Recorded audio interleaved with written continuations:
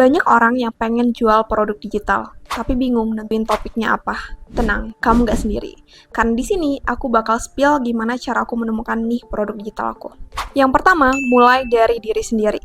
Tanya ke diri kamu sendiri, apa yang paling kamu suka untuk kerjain? Karena produk digital itu bukan tentang jualan cepat, tapi tentang konsistensi. Kalau kamu suka ngelakuinnya, kamu lebih mungkin bertahan di tengah proses. Terus gimana sih cara mencari tahunya? Yang pertama, coba pikirin aktivitas apa yang kamu rela lakuin walaupun kamu nggak dibayar. Kemudian yang kedua, coba ingat-ingat topik apa yang bisa bikin kamu excited ngobrol berjam-jam. Kemudian yang ketiga, saat kamu nganggur atau gabut, biasanya kamu ngapain? Ini contohnya. Kalau kamu suka desain, ide produk digitalnya bisa template Instagram, e-book, CV, dan lainnya. Kalau kamu suka nulis jurnal, produk digitalnya bisa berupa prompt journaling, printable journal, dan seterusnya. Apa yang bisa kamu ajarin ke orang lain? Karena kemampuan kamu bisa jadi solusi buat orang lain. Dan ini bisa jadi produk yang bernilai edukatif. Terus gimana sih cara mencari tahunya? Coba ingat-ingat skill apa yang pernah kamu ajarin ke temanmu. Coba ingat-ingat kamu pernah bantuin orang lakuin sesuatu nggak? Itu skill. Dan coba pikirin topik apa sih yang orang sering tanyain ke kamu. Bisa jadi itu skill yang kamu nggak sadarin. Ini contoh jawaban dan idenya ya. Masalah apa yang pernah kamu alami dan berhasil kamu selesaikan? Coba deh tanya ke diri kamu, dulu kamu pernah mengalami apa dan bagaimana kamu bisa melewati hal itu. Karena ini sumber empati dan autentikasi. Kalau kamu pernah mengalami dan berhasil melewati itu, kamu bisa bantu orang lain lewat produk kamu. Terus gimana sih cara mencari taunya? Oke, aku akan kasih tipsnya. Yang pertama, coba ingat-ingat apa tantangan hidup atau kerja atau study yang pernah bikin kamu struggle banget. Kemudian yang kedua, coba pikirin waktu itu bagaimana kamu bisa melewati hal tersebut dan apa tools yang kamu gunakan untuk melewati hal tersebut. Dan kamu tahu nggak, solusi kamu itu bisa dikemas jadi produk digital. Ini contoh jawaban dan idenya. Semakin spesifik masalah yang kamu bahas, semakin kuat daya tariknya ke orang dengan masalah yang sama. Fokus ke masalah nyata yang bisa kamu selesaikan. Jadi untuk menentukan nih produk kamu ini, kamu fokus ke masalah nyata.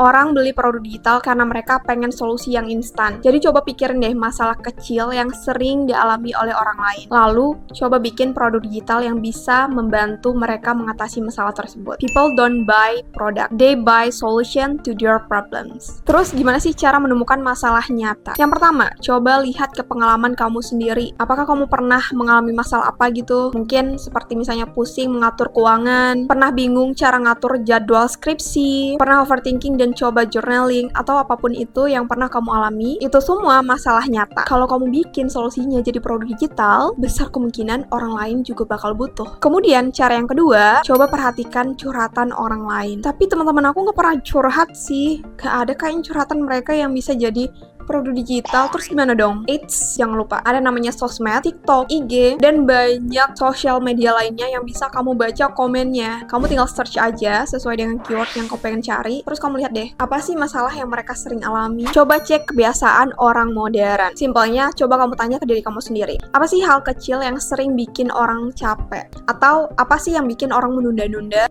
Atau mungkin apa sih yang membuat orang gampang banget overwhelmed? Misalnya, aku tiap bulan aku bingung deh, uang aku habis kemana aja sih, aku nggak tahu. Nah, di situ kamu bisa buat produk digital cash flow tracker. Kegambarkan dari masalah-masalah kecil itu bisa jadi produk digital. Ini contoh produk digital berdasarkan masalah nyata. Kamu bisa tiru ini deh. Oh iya, kamu harus tahu bahwa masalah itu bisa datang dari 3 level. Yang pertama, daily task. Orang itu sering banget lupa minum air, bingung ngatur jadwal, dan itu masalah yang bisa kamu jadikan inspirasi untuk membuat produk digital.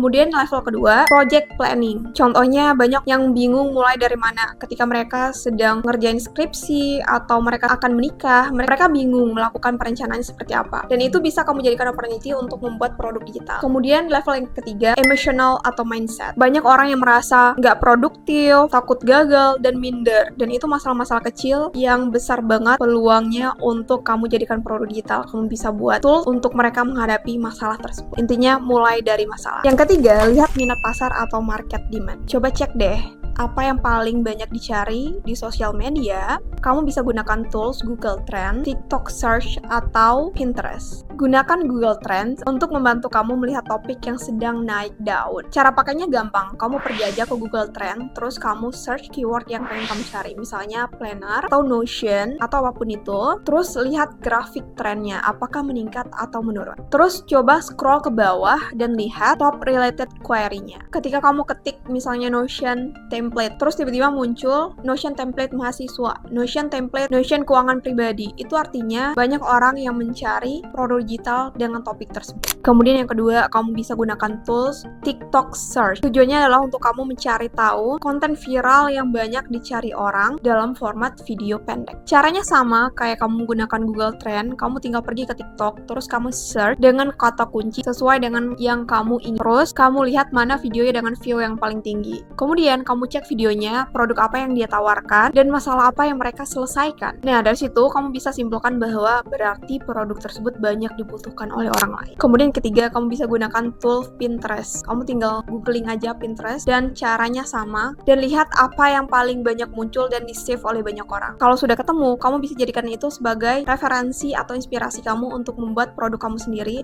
yang bisa kamu kembangkan dengan gaya kamu sendiri juga. Langkah yang keempat, lihat apa yang paling laku dan modifikasi. Kamu bisa pergi ke Etsy, Link.id, atau Shopee Digital, Tokopedia, atau platform lainnya. Kemudian kamu cari produk digital yang paling laku dan coba kamu pikirin deh, kira-kira apa sih yang bisa kamu kembangkan atau minimalis dari produk yang sudah laku tersebut dan yang bisa mengatasi masalah juga. Itu bisa jadi kesempatan kamu untuk membuat produk baru. Kenapa amati dan modifikasi itu powerful? Yang pertama, alasannya adalah produk yang sudah laku itu artinya sudah banyak pasarnya. Kemudian yang kedua, sebagai pemula, kamu tidak perlu membuat produk yang 100% baru. Kemudian yang ketiga, fokus kamu cukup membuat versi yang lebih simple, spesifik, atau lebih lokal. Strategi ini sering disebut dengan remix strategy atau fast flower. Oke, sini aku akan ajarin cara detailnya. Nah, pertama, kamu pergi ke Etsy atau platform yang sudah aku sebutkan tadi.